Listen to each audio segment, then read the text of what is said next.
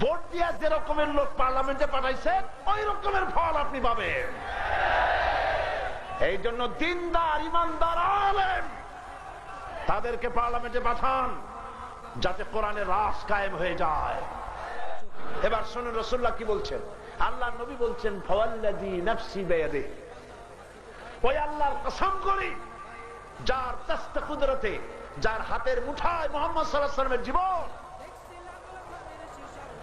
লা তা'মুরুন্না বিল মারুফ ওয়া লা তানহাউন্না আনিল মুনকার, তোমাদেরকে অবশ্যই ভালো কাজের আদেশ করিতেই হইবে, তোমাদেরকে অবশ্যই অন্যায় কাজ থেকে মানুষদেরকে ফিরাতেই হইবে।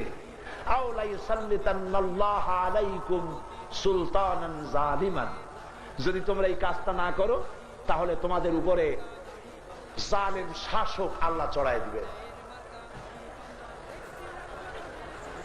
তোমাদের উপরে তোমার দেশের সবচাইতে দুশ্চরিত্র লোকগুলি তোমাদের শাসক হয়ে বসবে। সুম্মা ইয়াদউহু খিয়ারাকুম, এরপরে তোমার দেশের ভালো মানুষেরা আল্লাহর কাছে যত দোয়া করুক, ফালা ইউস্তাজাবা লাকুম, আল্লাহর কাছে দোয়া মঞ্জুর হবে না।